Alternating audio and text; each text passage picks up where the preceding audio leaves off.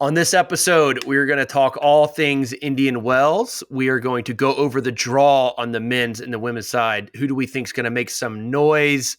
Maybe a lower ranked player that's going to make some noise. Who do we think is going to win the tournament? And we're talking about our favorite moments as players at Indian Wells. Amazing tournament. Let's get into it.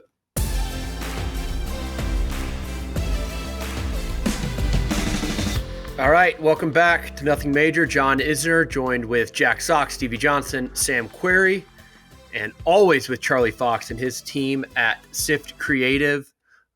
It is Indian Wells week. It's upon us. Qualifying has already started, so we're going to go over and preview what we think is going to happen on both sides of the draw, the men's side, the women's side. And as I mentioned, the qualifying is going on. The place is buzzing already. The fans at this event are absolutely incredible. It's probably, in my mind, it's the best supported Masters 1000 event all year. And to kick off the 1000 season, I think it's absolutely perfect. Stevie Johnson was on site yesterday. And being a retired player, as I found out last year doing TV, it's not that glamorous as is the best way I could put it. So Stevie, why don't you tell everyone about your experience yesterday on site during day one of qualifying? Yeah, it was definitely different being there as a civilian to a certain extent, but a few things that had never crossed my mind going to that event was, where to park, how to enter, ticket, I haven't thought about that since probably 2009 or 10, whatever. On my way over to the courts, I had this realization that I can't bring this bag into the courts as a spectator. I had a bag because I was doing some stuff on site. So I had, a duffel bag, and you're not allowed to bring actual bags on site. They have to be the clear, small, whatever. Little women's purses, those clear ones? Basically. So I'm I don't know what I'm supposed to do right now. I have a grounds pass. I have no parking pass. Unbelievable. So I don't know what I'm doing. So I get on the way, I go, I'm going to call. I looked at the schedule. Gina Ball, who was somebody who trained Sam and I for a long time. I saw that she was going to be there with Chris Eubanks kind of at the time I needed to kind of be there. So I called her and I said, hey, can you meet me by the players entrance? I can talk my way into past the first 2 or 3 security guards saying I'm still a player. I'm just going to get my credential, yada, yada, yada. So I ultimately get my bag to her so she can bring it in through the players entrance. I'm smuggling in, contraband into the tournament. And then I'm okay, now where do I park? Lucky enough, I saw one of the ladies in the credential office. They were just there and they're hey, come on in. We'll get you a parking pass for the day. So I was so thankful. But then I had to still enter from the north side of the facility through the regular gate, walking. I was I've never entered here once. I'm so lost. I'm on the other side of the facility. Then I'm trying to meet Gina to get my bag back. And I can't get to the practice courts. I'm behind the pulleys and stuff. I have no credentials. So I'm just standing there calling. I was hey, I need my bag. I got to go over to this, whatever. But I had some panic trying to figure out how to navigate the grounds without a player's credential. As we know, we pretty much just enter that side gate, stay in the players area, stay on the grassy area, and you don't go anywhere else. So it was a new experience for me, but it was less stressful being there. Once I got through the gates and figured out how to do that, it was a lot less stressful not worrying about how to, practice and trying to get ready and all the extra stuff that goes into it. So then I just was able to enjoy it as a fan for a few hours, which was nice. I think a lot of fans think that ex-players can just show up to these tournaments and just get credentials and go in. Not the case. Maybe Federer, Nadal, Djokovic, Serena. There's a few cases, yes. You don't just get right in. Yeah, and from a tournament's point of view, you got to put it into it somewhere. So fair enough. Last year I did Tennis Channel for Indian Wells, had a great time doing it. Sam, you're about to find out. Media parking is not quite player parking. So my experience last year, as you know, you pull up into the main road, and you drive right past player parking to go to media parking, which is kind of far away on the grass field. I would always look in my mirror to see if the security were eyeing my car. And if they weren't, I'd pull into player parking really, really quickly. So I was able to pull that off like 3 or 4 times. The other 3 or 4 times I couldn't do it. So Sam, you're about to experience that. You make that long walk from that grassy parking lot way in the distance, and it's a bit demoralizing. My parents live out here. I might just have my mom drop me off. Like I'm in 4th grade. Then call when I need to be picked up. That is a good idea. So anyways, Indian Wells, it's starting really in a few days. The main draw is starting. I'll just open it up to you guys. I always tell people, I don't know about you, with you, people ask me, what's the tennis event I should go to? First one I say is Indian Wells, because I think it's the best fan experience we have on tour. Do you guys agree? I think the tournament's perfect. It's perfectly rated.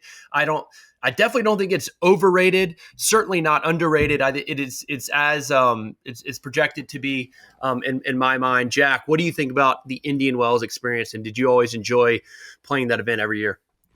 Absolutely one of my favorite tournaments to play every year. I think, at least for me personally, when I stopped playing tennis, it was Indian Wells, Wimbledon, US Open were probably my 3, the ones that I'm going to miss the most for sure. And I don't know, comfortable accommodations. I think we all probably either some of you guys have houses, families have houses out there, everything. I would always rent a house. John, I know you would always rent a house. You have a lot of off days as well in there. And we're all fans of golf. So that was another awesome perk of the event. If you're in the main draw, you got a rental car for you. So it just made, life was very easy out there. It was the most peaceful and relaxing big tournament, I think, of the year. The scenery, the crowd, the energy there. Some of my favorite matches of my career, probably at Indian Wells, singles and doubles. And I think I completely agree with you, John. Anytime someone asks as a tennis fan, which event should we go to? Indian Wells is always the top of my list. Overall, by far one of my favorite tournaments of my career. And I think you guys would probably have to agree with that as well. But yeah, that's one I'll miss for sure. Yeah. Everyone agrees. It's outside the slams. It's the best tournament. You can't not have a smile on your face when you're driving out here. You drive through LA. You kind of go through these mountains, and then the sun is shining. It's like an oasis out here. It's awesome. The facilities are great. If you're a fan, it's the best place to go to. Talked about the rental car. Steve and I never got rental cars because we drove out here. Does everyone get one, or just top 32 seed? No. Every player gets a rental car, but if you were a seed, which they seed 32, you got a BMW, like a really nice rental car, like a BMW SUV. That's kind of nice. All right, well, Steve and I wouldn't know. But anyway, yeah, if you're listening to this, you want to go to a tennis tournament, come to Indian Wells. Was that one for you guys where like even practices? I look forward to practicing there for whatever reason. Like I feel like they were always fun practices, and you look into the mountains and I don't know, just like every practice court's like its own little stadium, basically. Yeah, and the fans are watching every time. Ball always felt great out there. Love that tournament. Yeah, it's the absolute best. I mean, the weather can be a bit temperamental in the terms of obviously it can be super hot during the day. It's the desert, right? And then at night it can turn super cold, or it can be ridiculously windy sometimes. You guys remember that match that Nadal played Alcaraz? I think it was in the semifinals like 2 or 3 years ago, and how windy it was. It just made for like really horrible tennis. But typically the weather is amazing. Do y'all think it's the 5th slam? I don't. People like to call Indian Wells the 5th slam. I don't. What's the 5th slam then? You have to pick outside of the majors. You have to pick one. That's the. This is the 5th slam. If I have to pick one, yes, but I don't. I would say it's Indian Wells, or it's the Atlanta Open for John. He's won it 9 no, times. Therefore, if you had to win any tournament outside of a major, if it's this one, it's the 5th slam. It's the 5th slam. It's Miami. You want to win Miami. Yeah, shut up, dude. You take home more money. I'm being dead serious. You take home more money in Miami. You don't get taxed. It's the same amount of money.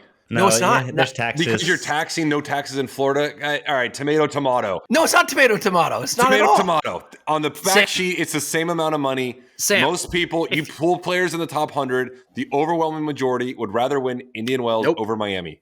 Nope. It's Miami. Yep. It's $1.2 million. Would you rather make $1.2 million in California or Florida? Of course, Florida. Thank you. When you're old and gray, even though you already are you going to want like Indian Wells? Are you going to want Indian Wells on your resume or Miami? I would much rather have Indian Wells on my resume. If the Australian Open offered an extra $250,000 more than the US Open to win it, would you rather win the Australian Open? John only says this because he's won Miami. I love Indian Wells. I just He don't would rather quite win think. Indian Wells over Miami. I promise you. No, I wouldn't. Do you think the Europeans would rather win Indian Wells over like Madrid? No, I think they want to win Madrid. I don't think so. I still think the Europeans want to win Indian Wells over like Madrid. I feel like and most Rome of and the Monte European Carlo. guys dislike Indian Wells because, like, you know, dinners are closed early. There's not like that fun, like exciting feel around the city like many of the other Master Series. The four of us, very comfortable doing like a nice 6 o'clock dinner at LG Steakhouse, not like the 9:30, you know, tip to go out to dinner, you know. So I think the Euros like it in Indian Wells. I think Bear C is the fifth slam. Stop it. I'm with Sam. I think they you know, the Europeans, winning Indian Wells is a pretty big deal. The reason why it's probably more prestigious in Miami, no doubt, is like later on in Rogers' career and Novak's career, I was still going to Rafa, they would always play Indian Wells and seem to not play Miami. So Miami would lose a bit of luster because the megastars weren't playing Miami. it's the fifth slam. It's an amazing tournament for fans, tennis fans that have never, seen, tennis up close and personal. That's the one to go to. There's so much room. It's so easy to get around in Indian Wells. That's what the players enjoy it so much because we have our own rental cars. It's easy to drive around there. The fans love it. There's so much room around there. The site is monstrous. Courts everywhere. They have a Nobu on Stadium 2, which in my mind, Stadium 2 is my favorite court. What about you guys? Jack, what's your favorite court? Like, where's the court you felt most comfortable on in Indian Wells? The atmosphere and the crowd in Stadium 2, for some, doubles was packed, singles was packed. They put some incredible like marquee matches over there. Stadium 2 for me was one of my favorite courts in tennis in general. I actually like I like kind of the other like side stadiums too, 3, 4, like very like cozy atmospheres. Some of the sickest doubles matches atmospheres over there on the side stadiums. Standing room only, and fans were super into it. I think that's another point there was as we all played a lot of doubles, but for some good doubles results there, I feel like the fans really appreciate the doubles of that tournament as well, along with the singles. So no matter what match you're playing at any time, I feel like the place was packed. And Stadium 2 is one of the best courts in tennis. Yeah, you get to, for the fans that don't know, when you have a match on Stadium 2, singles or doubles, you go outside the locker room and you get driven in these Cadillac Escalades. It's kind of because Stadium 2 is far away from the locker room, and they drive you and they wind you around the whole complex, and they park you up at the loading garage right behind Stadium 2. I always really enjoyed that car ride with you, Jack, before a doubles match on Stadium 2. I was like, the last thing we were doing, zero strategy, obviously. It's like, Jack was booking a flight one time in the car. It's like there's no strategy going on. Of course, we won because Jack was ridiculous. Stevie, Sam, you guys sort of the hometown boys for this tournament. And obviously, Sam, like the LA Open was your hometown tournament. Doesn't exist anymore because you put it out of business. Stevie, you retired at Indian Wells last year. Did you always feel like this was your hometown tournament? And did you feel extra pressure to perform well in Indian Wells? Indian Wells for me was always my favorite tournament. It was what I considered home. I went out there a lot as a kid. So for me, it was a special, special place. And that's kind of somewhere where I always wanted to kind of stop. And obviously, once you get towards that point in your career where that becomes a possibility, that's exactly where I wanted to be. So I was always very fortunate. A lot of friends, a lot of family members got to come out because there's just different, they all follow your results or they all kind of see how it goes. But to be able to drive out there, see you play live, having your grandparents out there, it's just a fun atmosphere. I really enjoyed it. If I could play that tournament, just that one every year, I would sign up for it in a heartbeat. Like I would lose 0-0, get embarrassed, no problem. I would enjoy that process just because I love that event so much. So for me, there really is not a better event to go to. I love the slams, but Indian Wells was always my favorite week, 10 days, 2 weeks of the year. There's no doubt about that. My first ever year I played this, I was in high school. I got a wild card. My parents happened to have a house in the desert right like across the street from the stadium. and probably 30 kids from my high school came down to watch my first round match. And we all stayed at my parents, slept on the floor. You get one pillow, sofas, couches. And then I played my first round match. And then like my friends, back in the day, like tickets were a little easier. Like one person goes in and then comes back out with like 3 tickets and like 3 more come in. They're like kind of like finagling their way into the stadium, but literally had like 25 kids from my high school the first year I played this, all staying in like one roof here. And my parents like shuttling them over back and forth. It was so much fun. That's unbelievable. Did you sleep on the floor, Sam? No, would have though. I didn't care. I mean, I know you would have. Bed. Yeah, I would have been totally fine. That's our point about you. Yeah. Like, it doesn't bother you. You're happy to sleep on the floor. The Samurais. Give us the name of your fan club, dude. Those are literally my like best friends from high school. So the first like few years I was on tour when I was like 18, 19, 20, they were still in school, so they could kind of come to some tournaments. Look at that. They were intense. They'd take their shirts off. That's Ellis right there in the middle. But yeah, I saw Wes earlier, Jack. Yeah. Yeah. No, so they would come to Wes like Indian Wells and the LA tournament. They came to US Open a couple times, but yeah, they would come down here in full force. They were like a little army. They're unbelievable. It was fun. Then ultimately they got jobs and had to move on with their life. But it was great. That first year was the best year for me. I mean, the Samurais were a thing. Like, you didn't want to play Sam Querrey with the Samurais in the crowd. At the LA Open, I mean, there would be like 100 of them. It was just literally my high school. My high school would come. I know. It was a thing. Just looking to fight too. Jack, we're going to end with this, but Jack, I want to start with you. Favorite Indian Wells memory? There's one answer. It's winning doubles with me, right? Well, I mean, do we have two? Do we have 2 shields there? 2 twice. That's right. So we have double shield there. Those, honestly, like you said, the car rides out to Stadium 2. Some of our atmospheres on Stadium 2. Some of the shots that we hit, some of the matches that we played were just honestly incredible. Like even like Stadium 5 against like Mahout and somebody, Roger Vassell, and I, like some of those matches were just a blast. So doubles for sure, the double shield there. Shield with Voshik as well one year, which was fun. Singles was the 2017 run, absolutely making my first semis of a Masters, getting to play Roger in the semis. Stadium 1. I mean, packed house and great second set. Had chances, lost in the second in a breaker, but yeah, that run that year was sick. Yeah, it was every match was fun. When you're feeling good out there, there's not a better feeling. I feel like you feel like you can do anything with the ball, and I love those courts for my game, the heavy kicks and just kind of big forehands. It was slower, grittier courts. So I was playing well that year, but honestly, every year out there was a blast. But yeah, double shield and doubles and 2017 run in singles got to be the best memories for sure. Mine, I would say, it's kind of what Jack said. It's playing doubles. This is like the one tournament where all the players play doubles because they come to Indian Wells. If you do lose in singles, you've got like 2 weeks before Miami starts. So therefore, like all the players play doubles. There's a day off in between events. And so like playing doubles out on like Stadium like 3, 4, 5, whether that's with like John or Stevie or whoever, it's packed every time. And those are my like favorite memories from this event. For me, not to get serious here, but it was the 2017, actually, when I lost to Federer on center court. For me, that was kind of the last place that my dad got to watch me play tennis. And that was a fun match for me. I mean, I lost 6-6, had some chances, but just a cool memory for me, has very, special meaning to me in my heart. So that was my favorite memory of Indian Wells for sure. John, can I guess yours real quick? Yeah, go ahead.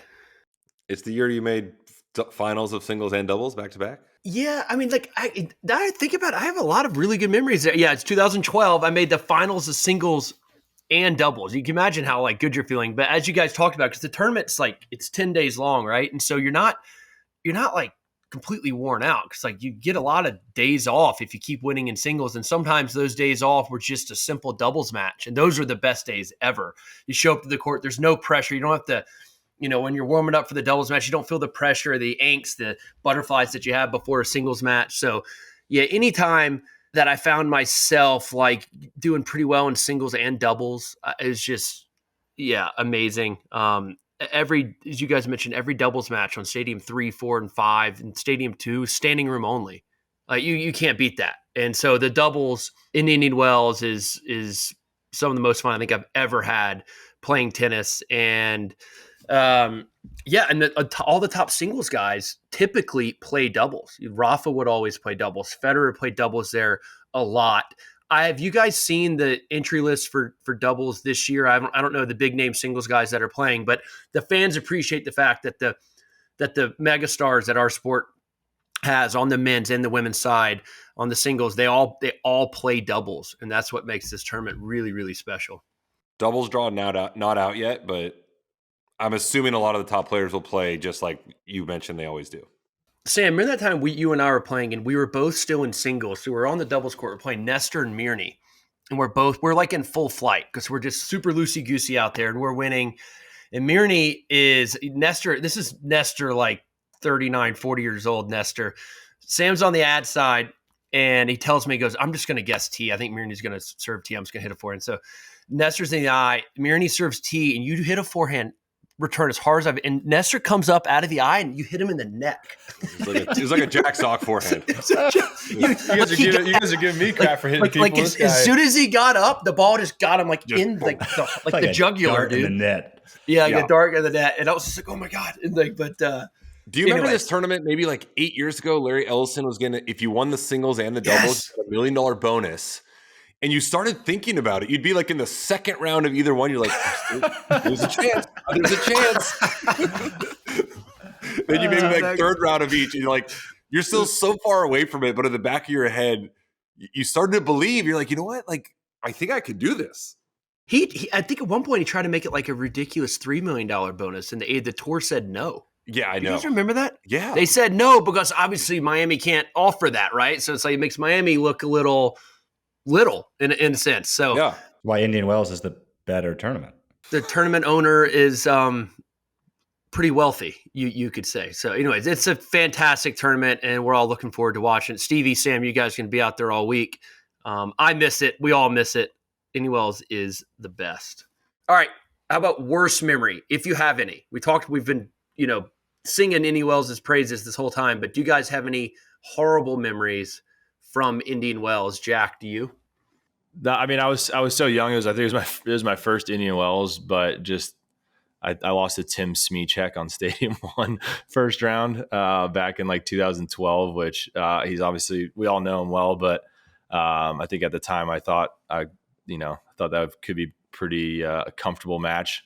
Ended up losing, which started out my Indian Wells career on a sour note and then improved from there. But honestly, outside, that's not even a bad memory. I was still young, got a wild card in, got to play it for the first time. So honestly, probably our doubles loss a few years ago to Bopana and Ebden in the semis. We should have won it again that year. And we had 10 break points and I think I took most of them and couldn't convert one. So yeah, I still lose sleep over that. Sorry, big fella.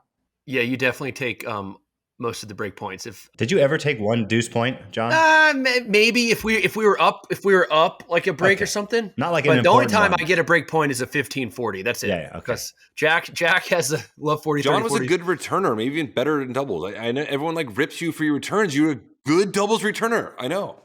Inside out backhand was so nasty. Yeah. Just don't go there. Don't go there. That was the word on the street. Don't go to Izzer's backhand. No go zone. Stevie, Sam, you guys have any tough memories from Indian Wells?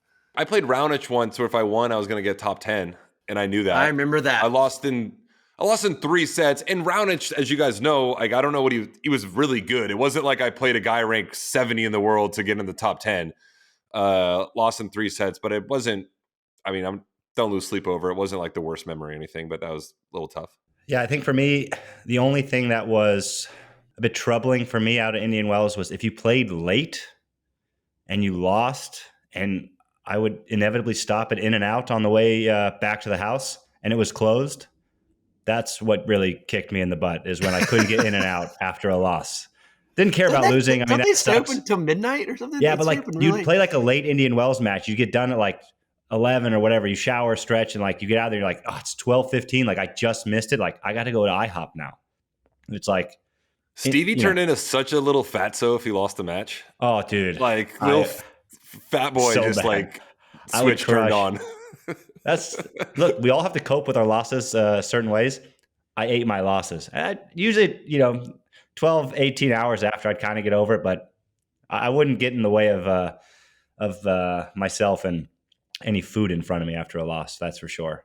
All right, but we're going to talk big picture 2025 field at Indian Wells this year. We'll start with the defending champ, Carlos Alcaraz. Is he the man to beat again this year at Indian Wells? Sam, what do you think? There isn't one man to beat this year at Indian Wells. Like, because Sinner's not here, Alcaraz's year is like so-so, Djokovic so-so, the number one seed Zverev coming off 3 bad weeks in a row. This is just a completely open field. Anyone can win this thing. There is like, I don't have odds in front of me, but there's not one favorite in my opinion right now for the men's winner of Indian Wells. Jack, what do you think? Couldn't agree more, really. I think obviously if the results were maybe different for some of those top guys coming into this, you could tilt the meter, one direction towards somebody, but no one like stands out as like that's everyone he's gonna have to get beat at some point. I don't see that. So I think there's a handful of guys that could win the tournament for sure. There's a lot of guys that are unhealthy at the moment that you would think have a good chance. So in a first time in a long time, I think the field is like there's 20 to 30 guys that could conceivably win this tournament, which is kind of outlandish to think over the last like 15, 20 years that number could be that high.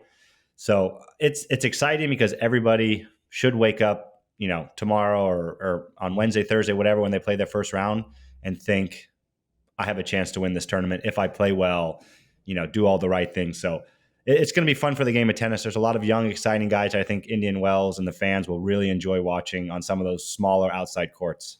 I completely disagree with all of you guys. I think Alcaraz is the overwhelming favorite to win this event. He's won it back-to-back years. The surface that the tournament used to be on favors him like considerably. I hear there's a bit of a surface change this year, and I'm going to go to you, Stevie, before I finish my point there, because you hit on the courts for a little bit yesterday. But I think Alcaraz is the overwhelming favorite. He seems to be so comfortable there. He was completely dominant last year. Again, the surface has changed so that maybe he's not as big of a favorite as he would be on the old surface, but I think he's the number one guy to beat, and I think he's going to win the tournament again. That's my call. But Stevie, how are the courts actually playing, compared to years past? Yeah, they feel, obviously I hit on one of the outside kind of practice courts. It was less gritty than usual, so it's a little quicker. The Indian Wells is we all know as players, you kind of walk out there, you can see it's like the court is rough. It's kind of like sandpapery when you step out there. And this year just didn't feel that way. I mean, the ball is still jumping. We're still in the desert. And then, the first week to the second week, I think we'll play a lot different because we have daylight savings time. So it'll be lighter later. It'll get warmer in the second week. So for one of those reasons or the other, they decided to switch the provider for the resurfacing of the courts. So the better players are going to be fine on the surface. It doesn't matter what the surface is. But I just feel as if the balls weren't kind of getting as fluffy as they were in years past, where it was almost impossible in games 7, 8, 9 to hit winners and to use your heavy kick serve or heavy forehand to kind of get the ball up and out of the strike zone. And that's from a very casual average player at this point of view. John, would you take Alcaraz over the field if you had to bet? Yeah, I will. I just think it's so hard in this tournament specifically. Now, this is with the old surface. I don't know how much of a speed difference there is. It's so hard to play offense on this guy. He's everywhere. You can't hit winners on him. He can defend so well on that center court, which he's going to play all of his matches on. So, yes, I'm going to take Alcaraz over the field. All right. Has there ever been a Zverev, the number one seed, a number one seed that so few people probably have him penciled in winning the tournament? I mean, he could play Kecmanovic or Griekspoor in his first match, two guys that just missed being seeded. And then he would play Pechi Pericard, who could just serve him off the court. He could. He has that ability. I mean, I'm not saying that he will, but and then he'll play, soon to be top 10 Mahoch or Machado. Yeah, he could play Mahoch or Francis. It's a tough draw. Jack, I don't know if you saw, a lot of people were siding with me and Isner in the comments about Mahoch being top 10. That's fine. Very well could be. I think he'll reach 11 and then never get to 10. he's going to be Sam Querrey. Yeah. Just oh god. Okay, I mean, Carlos has a decently tough draw as well, potentially with Shapovalov in the third round, who's playing extremely well. But again, like I just think Carlos at Indian Wells, he's a different animal. Can I tell you guys one of my biggest pet peeves? Not that people can see this. In our chat right now, we have like Alcaraz's path to the finals. And all the slams do this and the tournaments do that. They're like, Novak's path to the finals. And they're like previewing who they could play in the semis and finals. I hate when tournaments do that. It never rocks up perfectly like that. I know they're just doing like the high seeds, but like that's one of my biggest pet peeves that tournaments do. Okay, that's all I got. Yeah, I'm with you. Very much with you. We talked about how, like, for all four of us, the four of us, we had a buddy or something that would like, yeah, I like your draw. And really, we talk about like that's the absolute worst. That's what every pundit does when these big tournaments are about to start. All right, let's go to Novak Djokovic, the Novak Djokovic who not many people are talking about in his only action since the Australian Open. He lost in the first round at Doha to Berrettini, like pretty comfortably. So he's coming into this tournament off of that hamstring injury at the Australian Open in the semifinals, and then off of a first round loss against Berrettini. But he's coming in tow with Andy Murray again. So it was announced that Andy Murray's going to be with him at Indian Wells and Miami. What do y'all think? Sam, I want to start with you. What do y'all think about Djokovic, these two tournaments, and what do y'all think about Murray, I guess, continuing to partner with him? Obviously, we understand he's maybe going to be with him at the slams, but to come to these tournaments with him as well. Big commitment for Murray to come over here to the States for like a month. That partnership aside, I don't think has much bearing on Novak's results. I like Novak in this tournament to make a run. I don't think he's played this tournament in like a long time.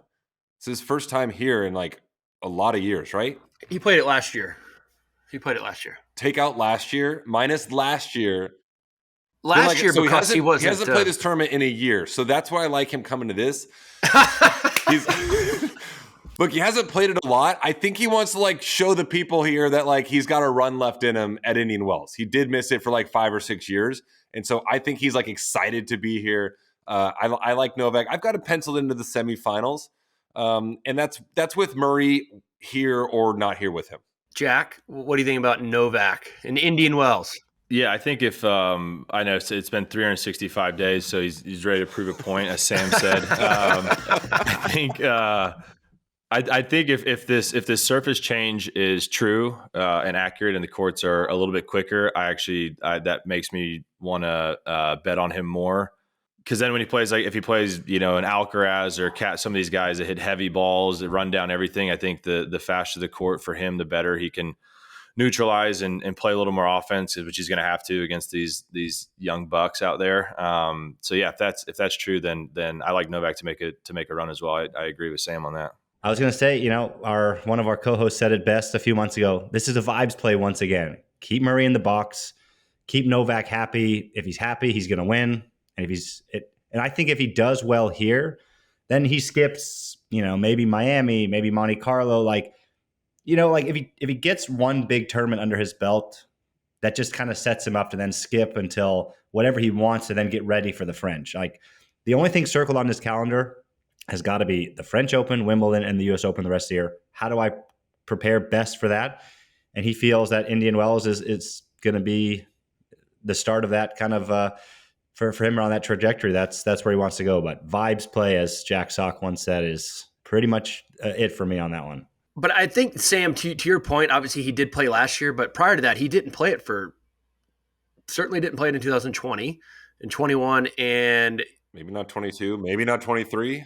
Long time coming. He made his return last year, but he had a crazy loss to Luca Nardi, who was a qualifier last year, and he looked all out of sorts. Novak did in that loss last year. I'm with you guys. I think he's going to be a force there, and I think we could see him. He's not a top 4 seed, we know that, but I think we'll see him in the semifinals, and he's going to give himself a good chance to do well. So that's one to look for. Novak is back in Indian Wells and potentially Miami with Andy Murray on the bag. All right, outside of the top 8 seeds on the men's side, pick 3 players that you guys think will make, I guess, you don't have to go any like super accurate predictions, but 3 players outside the top 8 seeds that you guys think will make some noise. Jack, I want to start with you on that one. I feel like I've been riding and dying with this guy all year. Our fellow, we had guest that was on here, Tommy Paul. Again, I just feel like You're he's gonna look threat. like a genius when he pops and like wins one of these. Well, I just the guy. He's unbelievable at tennis. We say it. I feel like I say it every week on here. We're doing predictions. He's going to be a tough out against anybody he plays at all times. He's the fittest guy out there, if not one of the fittest guys out there. One of the fastest dudes playing. Obviously has a ton of confidence. So I'm going to have definitely have Tommy in there. I mean, I'm back to back with Americans. I mean, Ben Shelton, especially if the courts are bouncy and fast, his serve is going to be lethal. He's going to have all the crowd support in general. So you could take 2 because I have 4. definitely not Machak. So I'll let you guys take him. So yeah, I'll let you go. I'm going to go with those 2, and then you guys go from there. All right, I got the Hottie Bracket winner, Berrettini. I think he's going to make a run here. Weather's good, shirt off a lot in practice. I like full of confidence after winning our Hottie Bracket. Riley Opelka, I like big servers out here. Like the ball bounces high. I think he's assuming he's healthy. I like that. And then I'm taking 4 because Jack only had 2. Joao Fonseca, my favorite player. I think he's he's had a couple weeks now to regroup, settle in. And Sebastian Korda. Korda's like my Tommy Paul for Jack. I think Korda's so good. He is so good. And I'm just waiting for him to like make a run to like one of the finals of these. I'm going to go with Ben Shelton. I think he's got a good little section of the draw. I will go with Arthur Fees. I think he could just hit through anyone out here. I mean, if he gets hot, the guy is an animal. And then lastly, I'll take Felix Auger-Aliassime because he'll probably get 3 to 4 walkovers. Yeah, that's a good pick. The Draper matchup's perfect for him. That dude's not scared to pull out. I mean, Felix, we all know this, like one of the nicest guys. Like, it's not like, but it's amazing what has happened, like just in these tournaments. And we obviously just remember him, but it's another chance he could just get a couple walkovers and march his way into like a quarterfinals playing like 1.5 sets. Yeah, bye to play qualifier, walk over, then like 3-2 default, and you're like, wow, he's in the quarters? Yeah, just feeling fresh once again. Yeah, I'm with y'all. I like Ben Shelton. I like the conditions for his game. I think Brandon Nakashima can do some damage as well. He got the 32nd seed, and he got a pretty friendly draw, potentially playing Rublev in the 3rd round. I think that's one that Nakashima can win. And then apart from that, I'll go with someone like I think Hubie Hurkacz, who we haven't heard from really at all this year. I think he could look, the air's thin. If his serve is on and he's healthy, he could do some serious damage there. So those are my 3: Ben Shelton, Brandon Nakashima, Hubie Hurkacz, guys outside the top 8 that I think will make some noise. And random, but I don't know if you guys remember this, but this must have been like 8 years ago. You remember Viktor Troicki, right? This Serbian guy. Yeah. So, remember he was seeded one year? Yeah. And so if you're for those who don't know, if you're seeded, you have a first round bye. You're automatically into the second round. So wait, before you start, he was ranked at the time, just to clarify your story, he was ranked 35. 3 players pulled out for him to even get seeded, first of all. Is that true? I didn't even know that. Okay, so he got the last seed in Indian Wells. So he gets a bye, which is huge. It's a huge deal. You got 2 more days to just chill out, whatever. And then whoever he was supposed to play in the second round did not take the court. So automatically into the 3rd round. And his 3rd round opponent played like 1 or 2 games. So he was into the round of 16 after. We need to look this up. We need to verify how many games he actually played. Having played like 2 games in the round of 16. I want to say it was Thomas Berdych. Possibly, yeah. But I just remember like being so annoyed that he was in the round of 16 and he played 2 games over the span of like 8 days. I remember that. So that can happen. Here it is. His first match, second round, he played Pablo Cuevas, 1-0, retire. So he played 1 game into the round of 32. And then Davidinko withdrew before, so no match in the round of 32. So he's into the round of 16.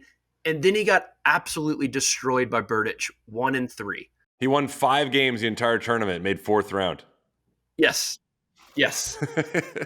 Does he go home and be like, great, if you're his coach, hey, great week, man. Great week. 4th round, like Seeds can also pull out before their first match. Lucky losers can get into that second round spot, which always annoyed me. What did y'all think about that when a lucky loser would lose in qualifying and take a seeded player's spot? I feel like there's a way to remedy that.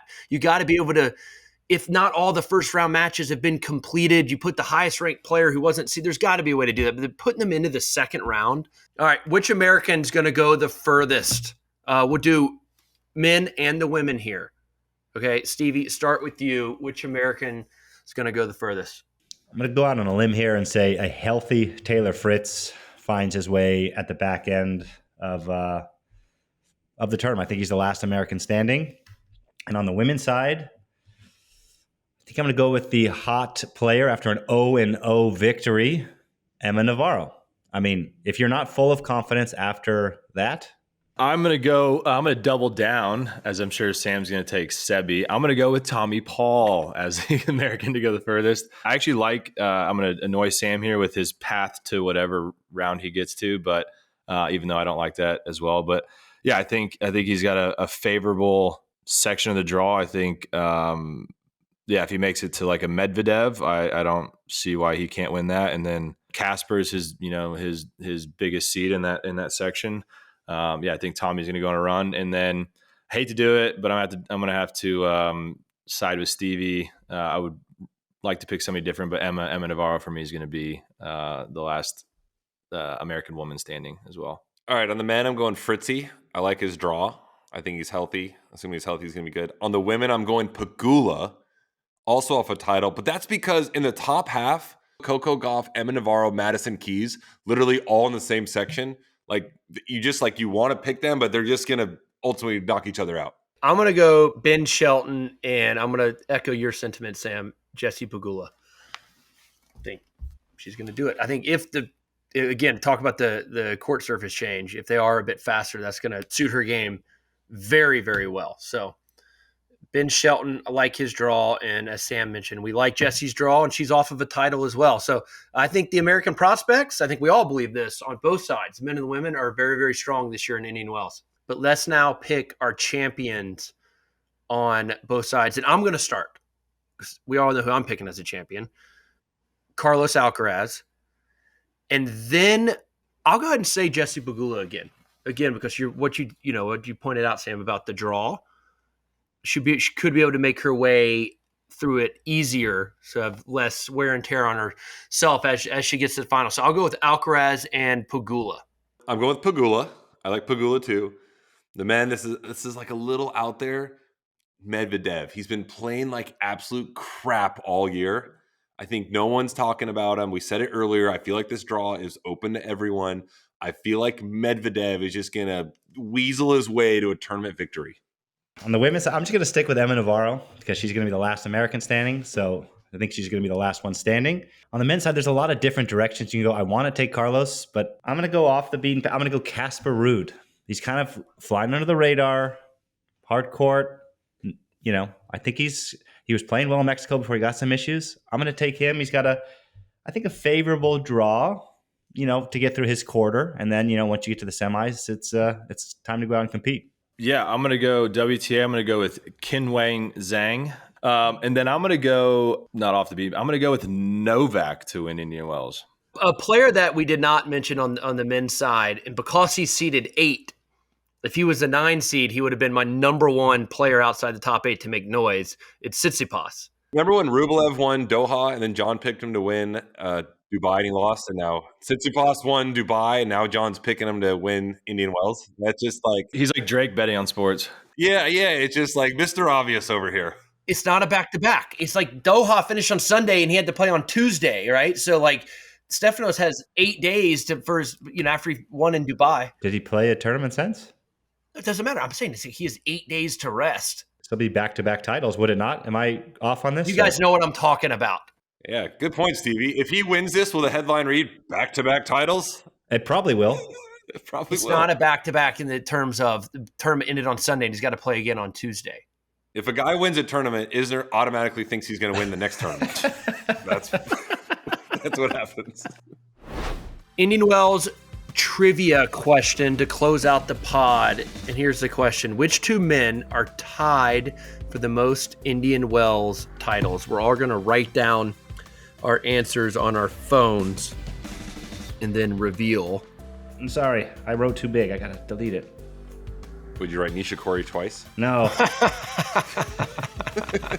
Did you write Mahachin Korda? What? No. How do I go backwards?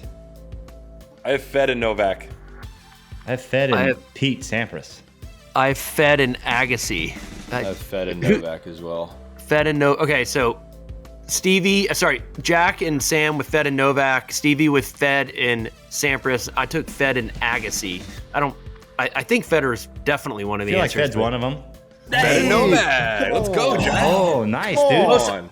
The most obvious answer is typically the answer. Yeah. So What did Pete ever win it? I mean, I'm sure he did. yeah, I know, but like, I feel like he. Sam, Stevie, where are we at with the Olive Garden gift card to the Hottie champ Berrettini and possibly a trophy presentation? Is that going to be in the cards at Indian Wells? We have the trophy. I'm in Indian Wells now. Stevie's going to be out here in a couple days. We're going to find Berrettini and give it to him. The tournament's not letting us do video on site, but I think we can just get a photo. So Stevie and I will hunt him down at the site. We'll see when they put everyone's practice schedule up. I'll just find out when Berrettini's practicing. Stevie and I will go find him on the court. We're going to give him the trophy and have him take a picture. I mean, he knows he won the Hottie Bracket. We gotta have the photo. The whole tour knows, dude. It's the buzz around town. Please get an Olive Garden gift card. That would be like chef's kiss. Yes, I'm gonna get the Olive Garden gift. I'll go get it right now, actually. For $20. Not 15. For 15. 15. $5. You gotta have him enjoy a meal with his team. After a title, we know how it goes. I think I get it. I might print it out online. Not even get the card. Have to walk around with a piece of paper. I'm also, when I'm on the ground, I'm gonna try to get some gossip. If on Monday, if people want gossip corner, let me know. I'm gonna try to get gossip while I'm doing some field work on the grounds at Indian Wells. Perfect. I don't know what kind of gossip, but just gossip.